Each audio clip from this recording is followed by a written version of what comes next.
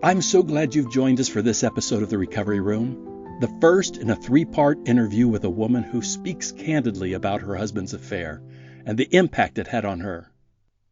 Whether you've experienced betrayal yourself, been involved in an affair, or simply want a deeper understanding of what this journey is like, I think you'll find value in Elisa's story.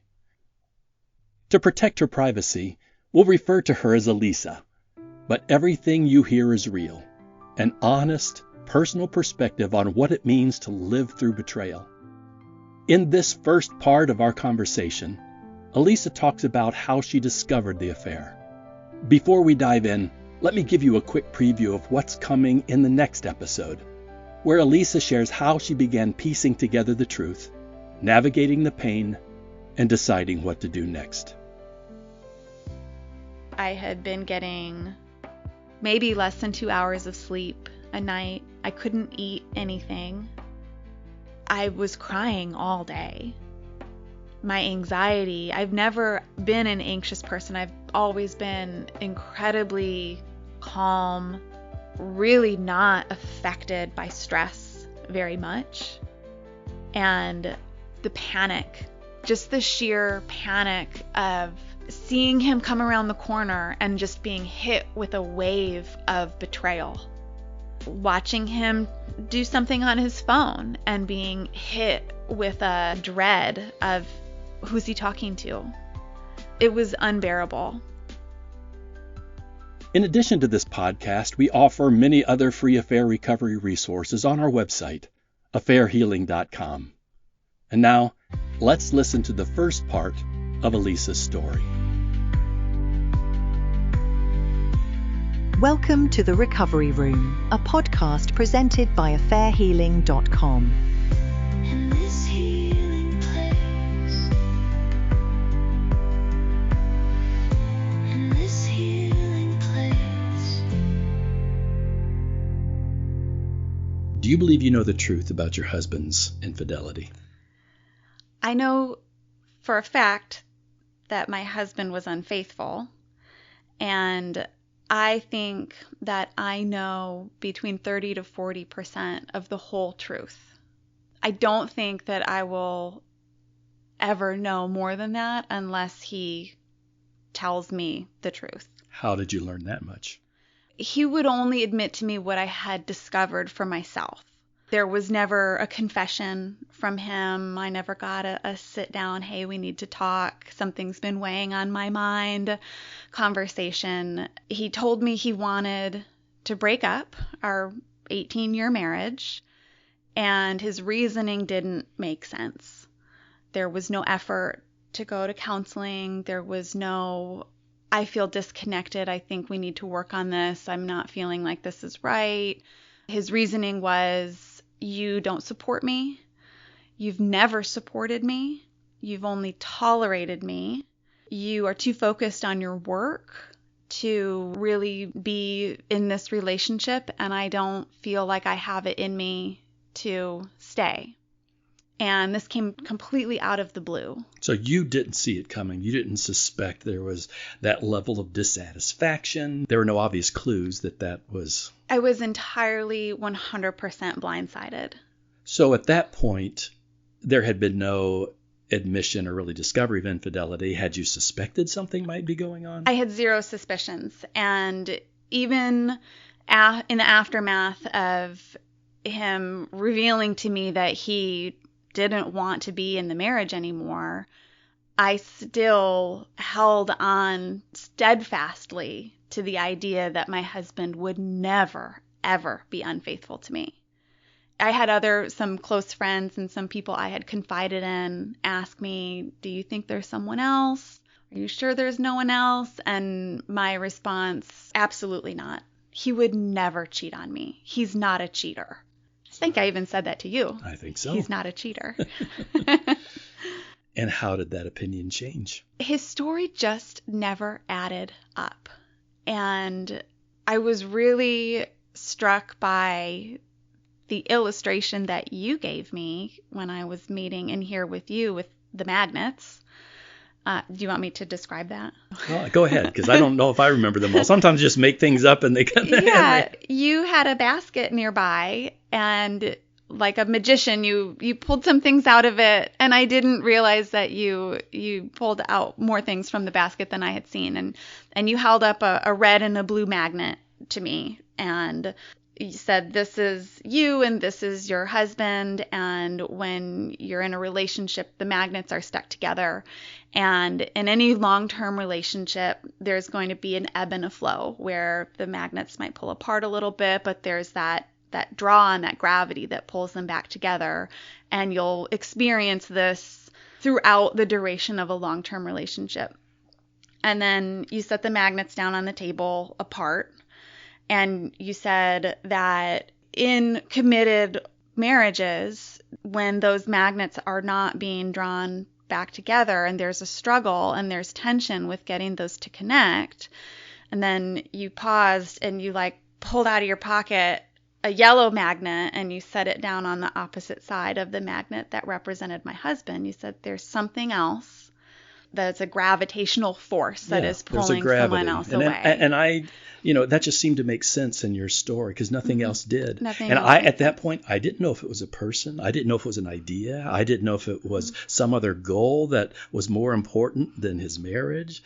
But it only made sense that it wasn't just about what was happening between the two of you. There seemed to be some other gravity in his life. Yes. And that's what struck with me. And I had ideas on what that gravity might be. I did not think it was another person. I thought he wants his freedom and his break from me to go off into the world and try to achieve this dream that he has of being a famous singer. And so that's what I thought the gravity was. I was convinced of it.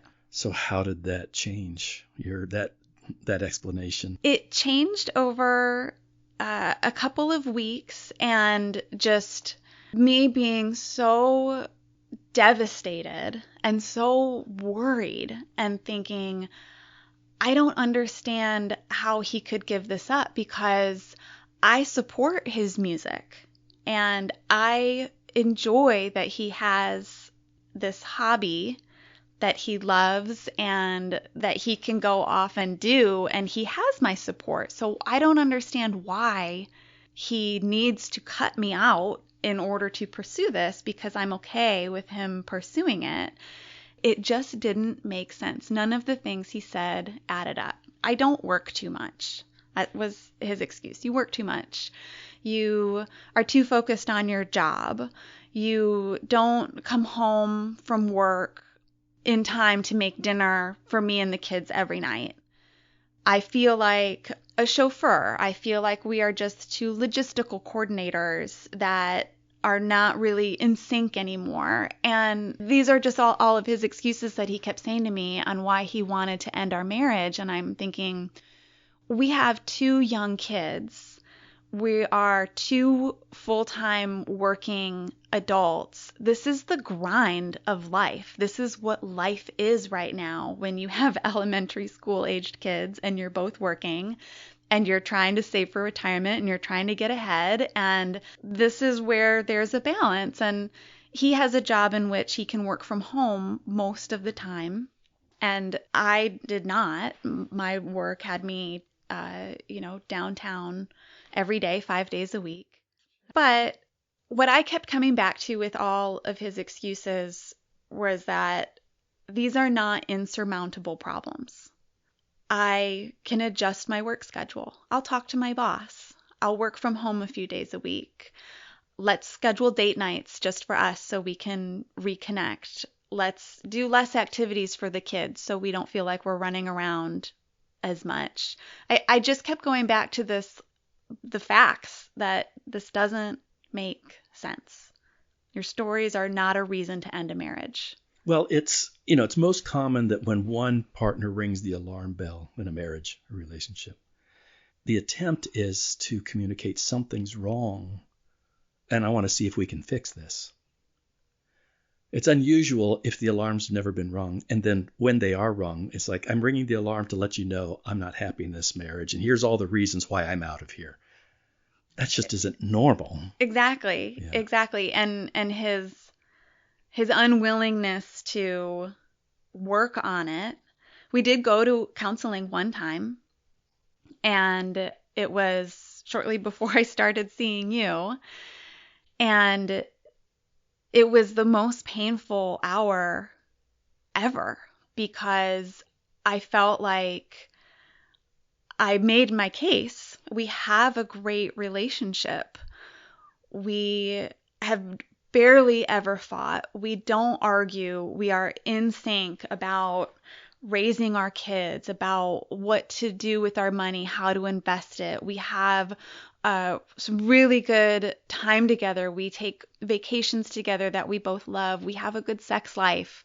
Why are you not as committed to this as I am after 18 years without having any conversation with me or sounding any alarm that something was wrong?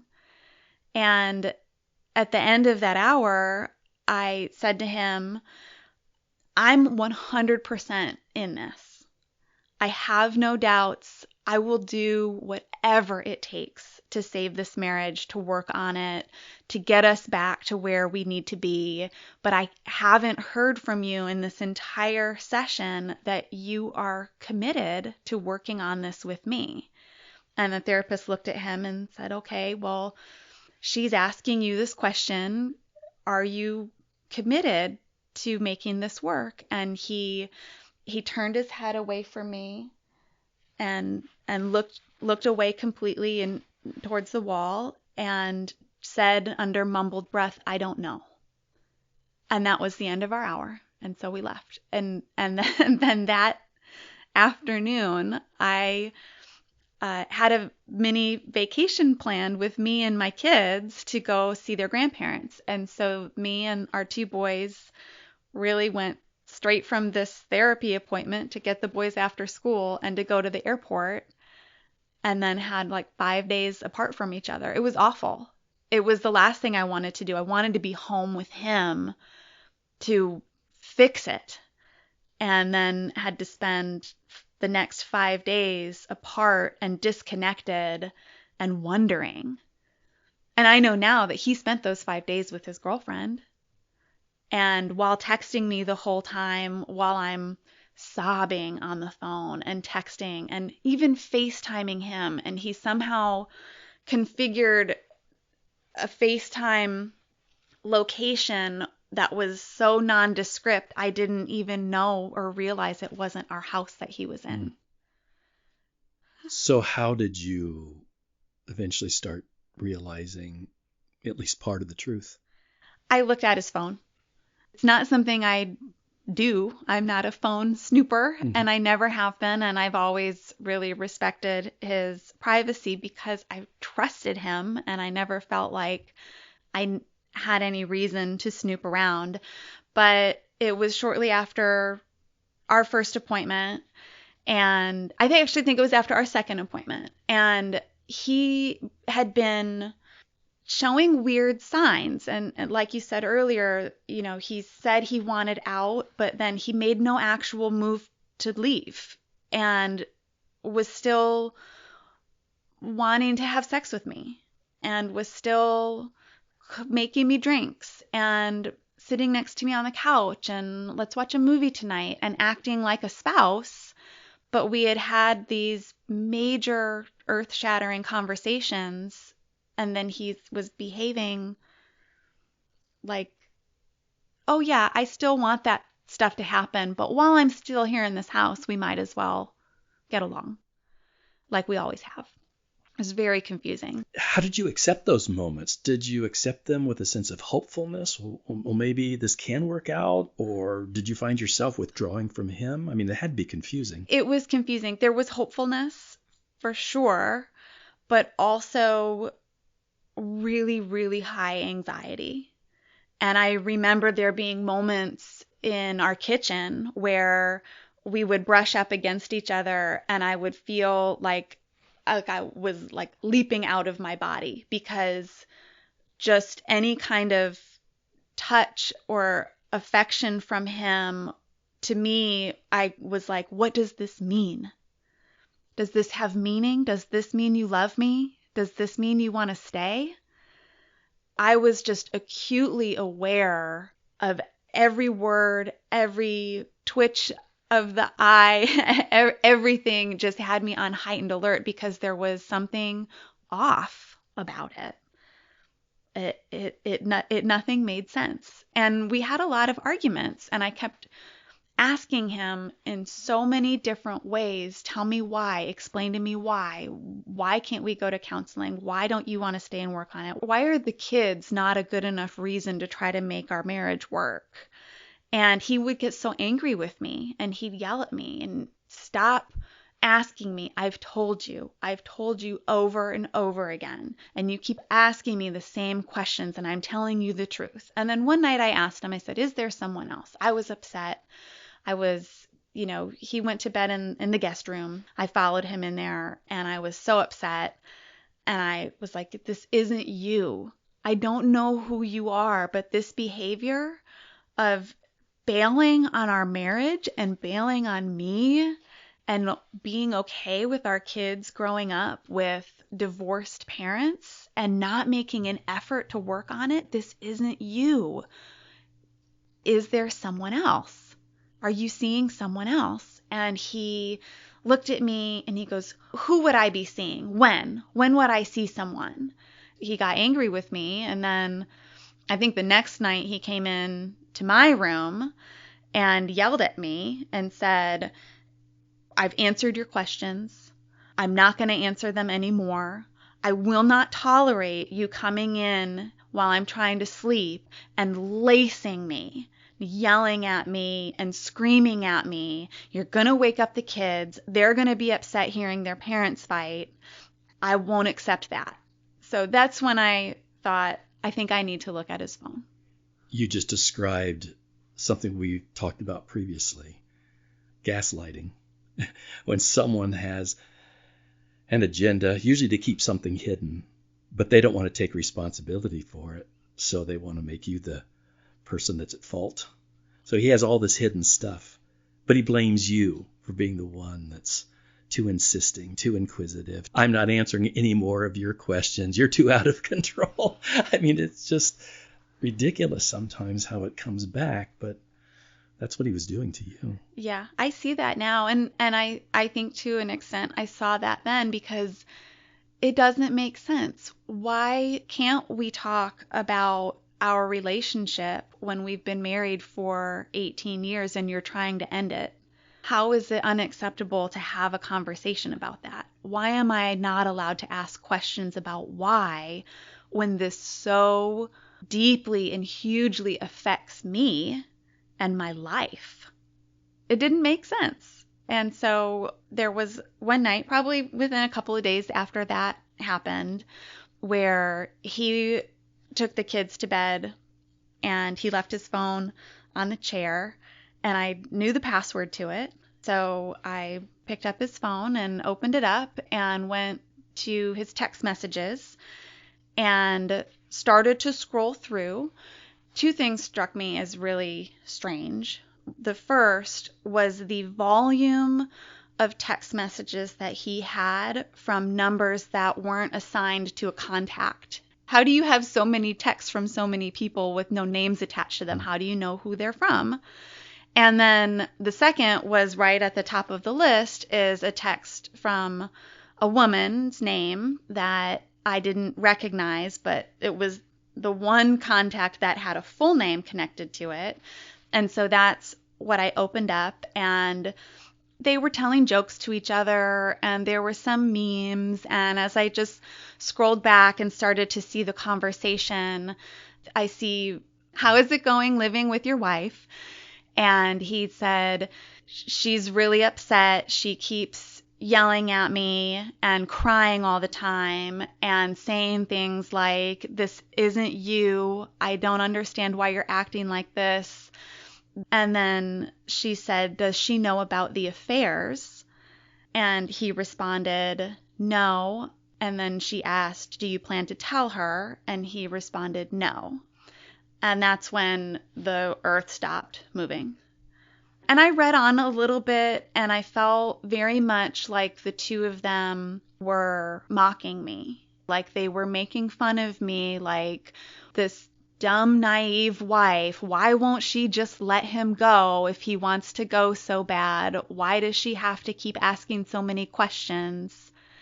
There was a meanness to it between the two of them that was really, really awful. So he came downstairs from putting the kids to bed, and I was mannequin still in the family room holding his phone. He walks into the room and he looks at me and he says, "What's wrong?" I looked at him and I said, "Who the F is the other woman's name?" He looks at me and he goes, "What?" And I said, "Who the F is this person?" And I will never forget this face that he made, and it was a split second.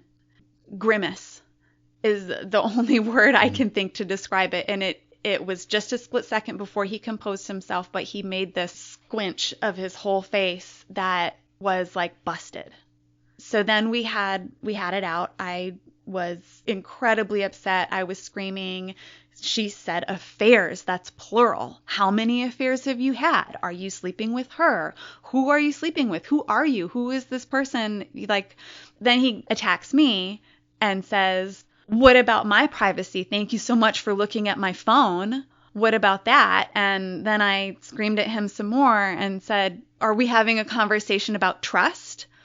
I broke your trust by looking at your phone. You broke my trust by effing other people. There's a big difference." A little bit, yes. A little bit. There's a big difference. So I screamed at him and told him, I said, "Do you want to read my texts? I'll show you my text messages between myself and the friends who know that we've been having issues. And do you want to know what I'm writing to them? I'm saying my husband would never cheat on me. Absolutely not.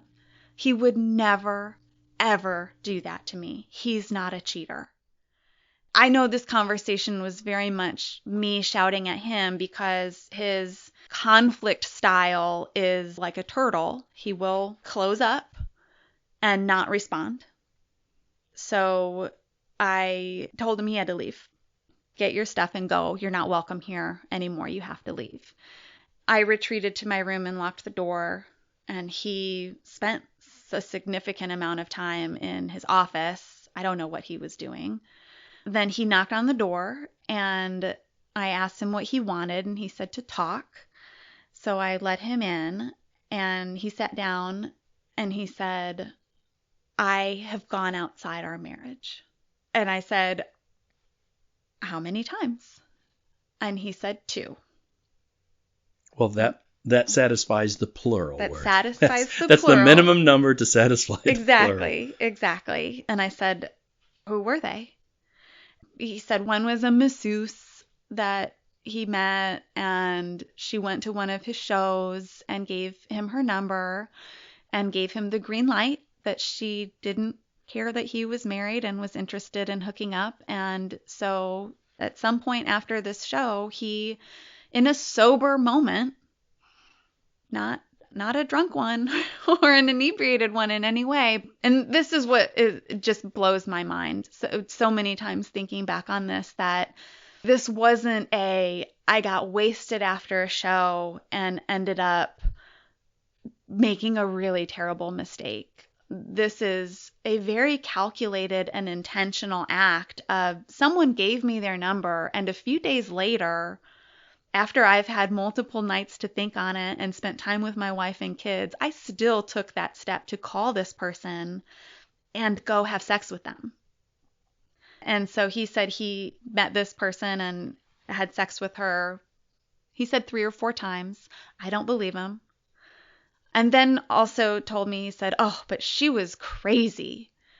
I had to end it with her." and I think I sat there and I was like, am I supposed to feel bad for you that your affair partner was crazy? And then he said the second affair was a one-night stand when he was away on a work trip. He went to a concert, met someone at the concert, and then took her out for drinks afterwards, and then back to his hotel, and they had sex, and that was the first and last time. So he admits that there were 2 affairs. Both of them were in the past. And so, by the way, those don't have anything to do with why I'm leaving you right Exactly. He said that the first affair happened 18 months prior, and the second affair happened about 9 months prior. So my question to him on this evening was, well, what about this person you're texting with? Are you having an affair with her too? Oh, no, she's just a friend. I think she's a lesbian. I don't know, but we're just friends. I say, okay, but she knows more about our relationship than I do. I don't believe it. I don't believe that she's just your friend. Why are you having conversations with her about how awful it is living with me and telling her things about our arguments and our conversations and mocking me for not understanding why you want to leave when you do this completely out of the blue? I don't believe that for a second, that she's just your friend. No, she's just a friend. She's just a friend. 2 things you said when those texts came up on his phone. You said that's when the world stopped. I know it's probably impossible to describe what that feels like, what happens inside of you when something so unexpected is there right in front of you. How would you describe what happened in your body, in your feelings in that moment?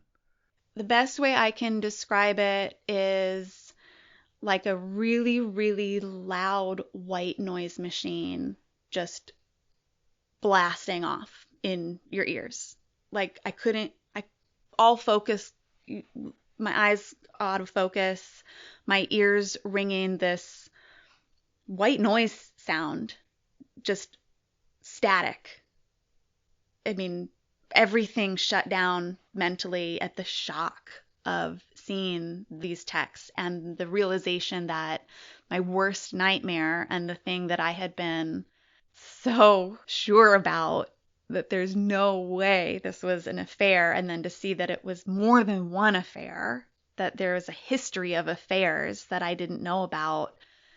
In my head, it was just solid static sound. And in my body, it felt like going down a roller coaster. My stomach dropped, and a feeling of just pure and utter dread of falling. And had he not come downstairs when he did, I probably would have stayed in that mannequin-like state for a long time. I think back on that moment. I've thought back so many times.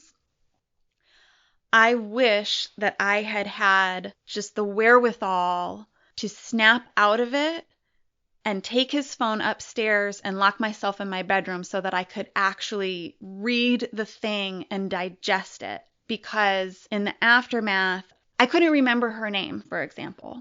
Had I had the wherewithal to put that phone in my pocket and walk right past him and upstairs to my room and lock the door so that I could, I don't know, take screenshots and email, send them to myself so I could really look, and also maybe look at some of the other mystery texts that I didn't have a chance to look at. I think I probably only had control of his phone for maybe 3 minutes tops.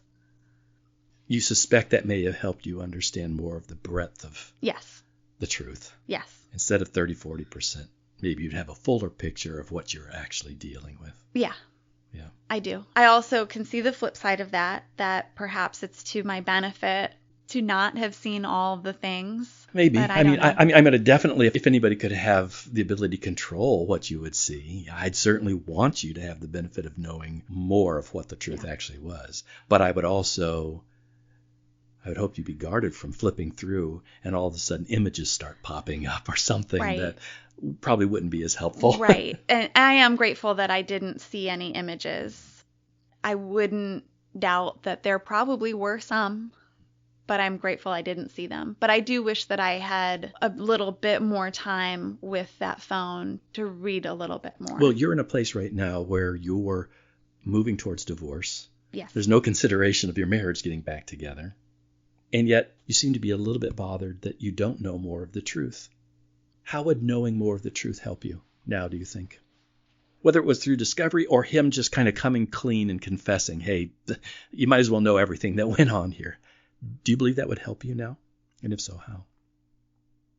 I want to know more of the truth because I feel like I deserve to know the truth. And I don't know that knowing more will actually help me in my recovery. And it's certainly not going to make me think any less of him because I already think the lowest of him. But I cherished our marriage and our life together. And I loved our family unit. I loved our history and the things that we had done as a couple before kids and with our family when our kids were young. We had a lot of really unique, non-standard adventures as a family. And I feel like I deserve to know the truth. At what point did our realities did they break off? When did he stop cherishing our life and our relationship to the point where he started to seek stuff outside of our marriage, as he said? Yeah, it'd be hard to have one perspective of what your story was, and then in a moment realize, oh, that's not an accurate picture of the past. And now to look back, well, I know those things we actually did experience together, but there's a whole nother reality, and that part of it is only about 30 or 40% clear to me. Yes. And I may never have more clarity on that. Yeah, there's a layer too. And that's also partly why I say 30 to 40%, because I know a definite time frame of the last 2 to 3 years where he was unfaithful. And I know the patterns of behavior that he used to get it by me. And I can look back years earlier and recognize the same patterns of behavior. You didn't suspect those. I had no suspicions, but knowing how he kept this a secret from me and knowing what his go-to lies were for not being home, also that he had 100% control of our finances. I never looked at a credit card statement until I discovered he was having affairs. Digging into our finances is how I uncovered even more of the truth. Nothing that he came to me with, but it's how I discovered that his girlfriend was his girlfriend and not just a friend, because her name started showing up on airline tickets that he'd put on our credit cards and on hotel rooms that he had booked in her name on our credit cards. In the past, his behavior was the same. I just don't have the evidence to prove anything. So that's where the 30 to 40% really comes from. It's not so much necessarily from recent history. I also am pretty sure I still probably only know about 30 to 40% of recent history. I don't believe him at all that there's a minimum of 3. I think he was really, really engaging in a very dangerous lifestyle.